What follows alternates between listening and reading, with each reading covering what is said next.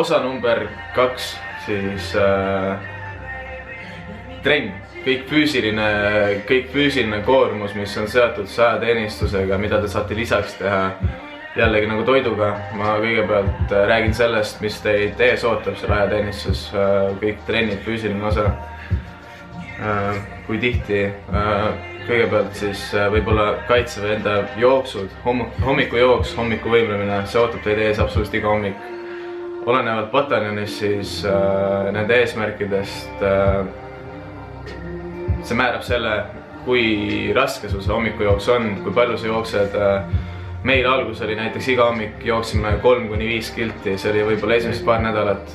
Siis jällegi saadi aru, et kui sa paned mingi venna, kes on mingi terve elu arvutis istunud, paned hommikul 5 kilti jooksma, siis on väga halvasti. Ning see asi lõppes ära, siis see läks nagu standard selleks, et keskmiselt iga hommik me jookseme kilomeetri kuni 1,5 ja mingid kätekad, mingid harjutused, venitused, mis on läbi, et see on iga hommik, sellega tuleb arvestada. Tegelikult see on isegi mingis mõttes aitab kaasa selle olemisele, et hommikul sa ikkagi käid kohe jooksmas ära, pesus saad käima ennast, see on täiesti okei. Väärt teadust, see on nagu, saad kohe energilisem. Jah, see aitab tegelikult, isegi kui sa nagu tahad kõik maailma põlema panna kell 6 hommikul, et kui sa pead hommikul külmaga välja minema ja värki. Eks tegelikult inimene harjub kõigega. Ja sa kohaned ära ja see on okei.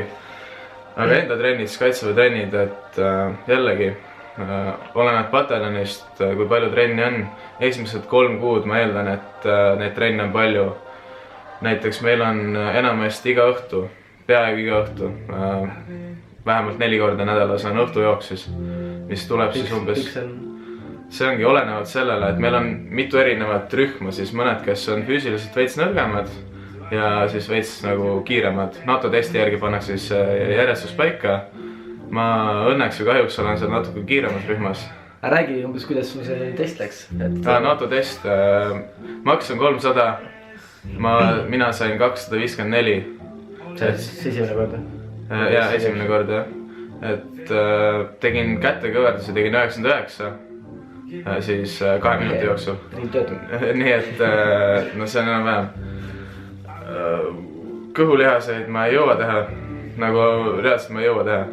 Vennad, kes lihtsalt päev läbi hessi söövad, teavad ka must rohkem kõhulihaseid. Nagu ausalt, ma ei tea, mul on mingi füsioloogiline värk, et ma ei jõua teha neid 30 pealt läheb lukku ära. Ma tegin neid 54 vist või 58. Ja jooks siis 3,2 kilti, tuleb 100 punktile joosta alla 13 minuti. Minu jooks oli 14.30, aga arvestada seda, et oli maas oli jää ja lumi, siis saab veel parandada seal. Ja see oli siis täitsa alguses, et ma loodan joosta alla 13 siiski lõpus, et saada 100 punkti kätte sealt. Et väike varu on, et tegelikult kaitseväelast treenitaksegi selle NATO testi järgi. Et neil on vaja sõdurit, sõdur peab olema üsna kerge jalaga, kiire, ta peab suutma läbida lihtsalt vahemaid. Kedagi ei huvita, palju sa benchid, kükid, see ei huvita kedagi. Ja sellepärast see trenn ongi veidi teistmoodi, et siis kõigepealt kaitseväel enda trennid, et jooks iga õhtu enam-vähem. See meil on see päris palju, et mingi 8 kilti on vist iga õhtu siuke tavaline. Ja kiiremas rühmas sa jooksed seda päris kiire tempoga, et see on suht raske ikkagi õhtuti ega väga hea tujuga ei lenda peale sinna. Kehalise kasvatu tunnid, tavaliselt iga nädalavahetus on siis 2 tundi, sellised 2-tunnised trennid, kus te teete läbi ka jälle igast sprindid mõnikord. Eelmine nädal jooksime 10 kilti, võib-olla isegi 12, ma ei tea. Siis teed selle edasi peale mingi kõhulihased, sellised hiidtreeningud või ringtreeningud kõhulihastele. Et need on siis standard kaitseväe trennid. Jällegi, ma ei saa öelda, et see oleks halb. Need on lihtsalt midagi, mis on selline standard, sobib kõigile ja üsna tüütu, aga nagu tegelikult need on ka vajalikud, et me ei saa mõelda, kõik ei ole kulturistid, et on ka seda vaja teha, joosta palju, et ma näiteks on väga õnnelik, et mu jooksuvorm on kõvasti paranenud, et ma jõuan joosta nagu kõvasti rohkem, et mul ei ole midagi selle vastu. See ei tähenda, et ma nüüd kõvasti joosta jõuan, et ma hakkan mingis maratoniks treenima. Ma olen ikkagi täpselt sama tugev, täpselt sama suur kui enne ja lihtsalt ma jõuan paremini joosta, kõik on okei. seega siis juba kaitseväe enda trennidest, see on nagu igapäevselt trenni teha ja lisakulutus ja sellega peab arvestama, et enda veel need kõrvaltrennid, kui teil on aega, need peavad nagu lisana mahtuma sinna. Selles mõttes on vinge, vaata, et nagu noh, okei, sa tegeled küll igapäevaselt muidu tegelesid spordiga, aga inimesed, kes muidu niimoodi trenni ei teinud, siis need nagu võib-olla saavad sealt kaitseväest mingisuguse sellise trenni pisiku või nagu harjumuse kätte, et võib-olla kui nad sealt välja tulevad, siis nagu implementivad seda nagu oma tavalises elus ka, et see on väga nagu selline lahe. See on jah, et paljud võtavad kätte seal ennast ja see jääbki külge, et see on väga hea. Siis muu koormus, lisaks trennidele, see on veel asi, mis on veel hullem. Et on rännakud, on orienteerumised, metsalaagrid, selles suhtes, et kui sa oled terve päev, hoiad seda oma galilli käes seal ja oled põllu peal terve päev, siis sa ei võta selle trenn, aga sa tõesti tunned ennast 5 korda hullemini, kui sa oled trennis käinud, et see on selline kestev selline kulutus kogu aeg, et sa ei pea küll intensiivselt tegema seda, aga ikkagi ta on raske ja ta kurnab ja see on, nendega tuleb arvestada, et meil on näiteks iga nädal rännak. Mina nüüd sain linnaloole, teised täna tegid 20 kilti rännaku. Ma olen õnnelik, et ma ei pidanud tegema seda.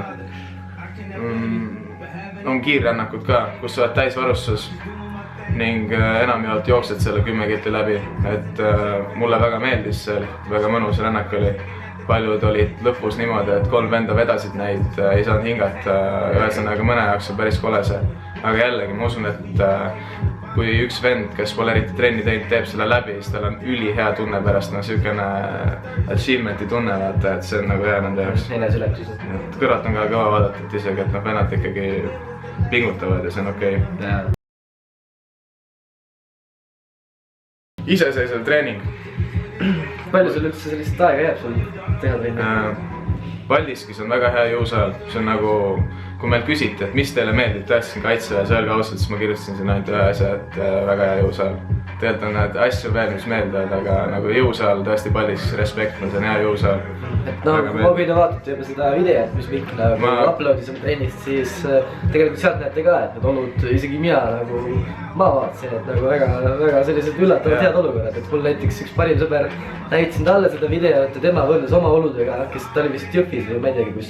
Igatahes ta ütles, et nagu vau, et neil polnud praktiliselt üldse selliseid ebalisi, et selles mõttes on vedamist. Jõusaal on jah.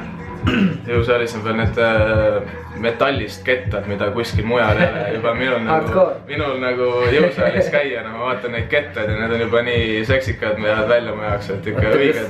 MyFitnessi kummist plaat ei olnudki plasmasist. Neid ei olnud, et need kohe. Mõni asi on selle süke nagu ikka väga hea. Aga iseseisva treening siis, ütleme nii, et oletame nüüd te ei saa jõusaali. Mina olen võib-olla erand, sest et mina olen juba oma 2 kuu jooksul teinud vist 14 trenni, jõusaali trenni. Ja ma luban, et kõigil ei ole sellist luksust, nad ei saa teha vabast ajast jõusaali lihtsalt tänu sellele, et nende juhtkond on nii öelnud, et vabal ajal ei saa.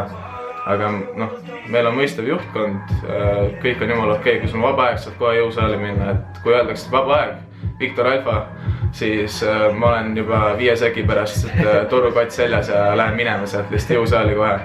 Et see aeg tuleb ära kasutada kiiresti.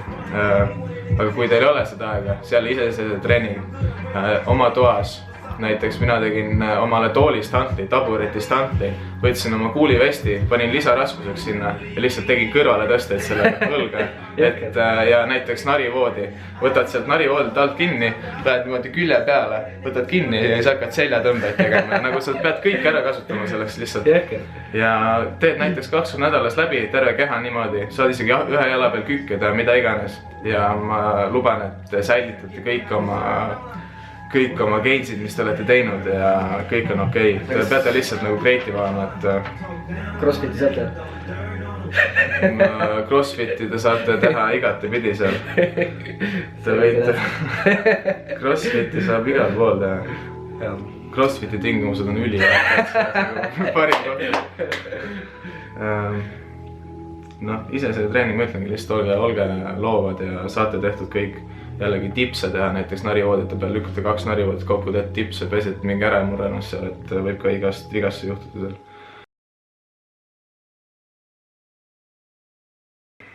Jõusaali treening kaitseväes, siis eraldi punkt mul jällegi ma ei eelda, et te saate jõusaali.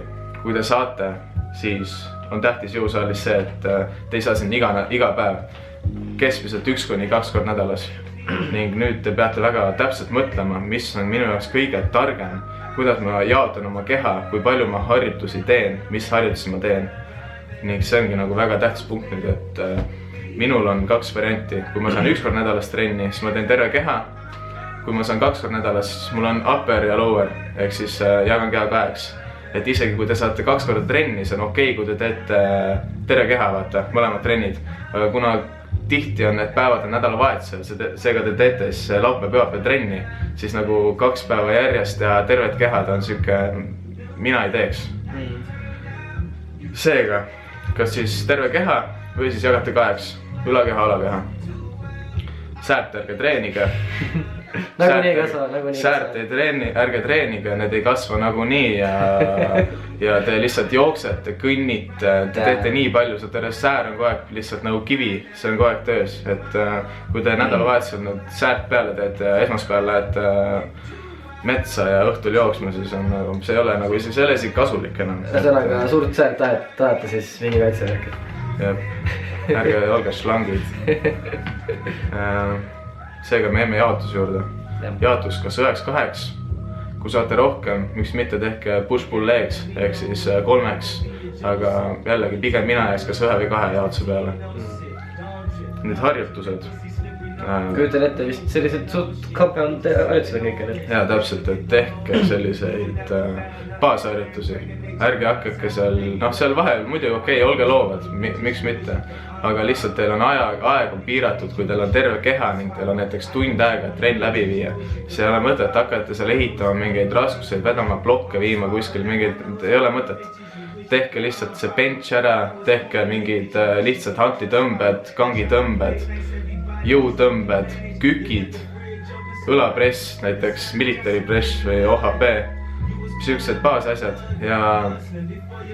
ja sellega on näiteks väga lihtne ka trennipäevikut pidada, sest et baasharjutustel te ju teate oma raskuseid, mis teie top set on ning te saate vaadata seda, et teil siis raskused ei väheneks ning lihtsalt silma paremini peale hoida, et kui te iga päev teete mingeid erinevaid harjutusi, siis te ei saa nagu oma seda arengut jälgida. See on nagu lihtsalt päriselus ka, et päriselus, tsiviilelus. Et see baasharjutused, keha 9 või 8 ning harjutused tehke siiski sellised, mis teile kõige paremini meeldivad, sobivad, kõige mugavamad tunduvad. Ning ega seal mingit muud trikki ei olegi, et täiesti veider asi, mis mul oli näiteks kaitseväes, oli see peale esimesed 2 nädalat, esimesed 3 nädalat peale igast rännakuid, ükskõik oli rännak ja ma läksin järgmine päev jõusaali ja ma lihtsalt paugutasin rekordeid, sest et see on kuidagi nii peas kinni, et teil on selline ülisuur varu, et lihtsalt juba te võtate nagu seda, et te olete jõusaalis sellise privileegina ning see motiveerib teid räigelt. Et kui sa ei saa jõusaali, sa oled väsinud, aga kui sinna saad, siis nagu lööb nagu jumala sassi kõik, et sa tõesti nagu, mul olid esimesed 3 nädalat tõesti nagu parimad jõusaalitreenid üldse, sest et kuidagi ma võtsin nagu enneselt mõistetavalt muidu võib-olla enne seda, et ma sain jõusaali. Mis on nagu väärtused rohkem teda, see on nagu sellised pseudomured on lihtsalt nagu ei, kurat, mul parim särk ei ole kaasas, ei saa pentsida. Ongi, et mingi lemmiksokid, et täna jalgu nii halb teha ja kõik lihtsalt lähete ja panete, te peate, et teil on vähe aega, te peate selle trenni ära tegema ja te teetegi ära selle. Et ma tõlega vaatan, kas ma spikril on veel midagi üles. Mida see tark paber ütleb? Aga rohkem midagi ei olegi. Trenniga ongi see, te saate seal kõvasti trennida. Ning mida rohkem te jõusaali ise saate, seda parem te suudate säilitada oma jõudu. Ning lihtsalt, et te mõtlete, et see jõud ei kao kiiresti, see kaob nii kiiresti. Kui te juba 1-2 nädalat saali ei saa, te võtate selle kangi kätte ja juba teil on nagu neuraalselt ei ole kohanenud enam. Ning mul hakkab hääl ära hääl hakkab ära minema, aga lihtsalt juba see, et te nagu tunnetate neid raskuseid, lihasmälu on olemas ning teil jõud säilib palju paremini, kui te lihtsalt isegi nädalas mingi paar seti teete ära. Aga sa ise siis praegu võid nagu öelda, et nagu niimoodi vorm on enam-vähem säilinud, raskused, mida nagu jõud on enam-vähem säilinud ja nagu, jah? On, ma pole saanud esimesed 3 nädalat ma sain veel tugevamas, kui ma enne olin, tõesti nagu paugutasin mingeid haigeid numbreid seal ja ise olin ka mingi vau, et kui see jätkub niimoodi, siis ma olen nagu mingi Ronnie Coleman, kui ma sealt välja tulen. Aga nagu selles suhtes see, no seda lõbu jätkub mul nii kauaks, et tulid peale ainult pikemad rännakud, ainult rohkem mahtu ning mingi hetk oli ka see veits läbipõlemine, et noh, et ei jõua enam seda, mis ma enne tegin, aga pole midagi hullu. Teete ühe taastava trenni ning panete edasi. Vot. Aga jah, ma ei tea, on sul veel midagi rääkida? Hetkel ei olegi, et kindlasti nagu Miku poolt on tulemas veel videosi, et ei ole see praegu ainukeseks. Et ma kindlasti hoian teid kursis kõigega, mis ma teen seal, et lihtsalt, et olge mõistvad, et mul on seal vaba aeg on piiratud ning ma üritan anda kõik, mis mul on, et see kanal just tööle saada, tööl hoida.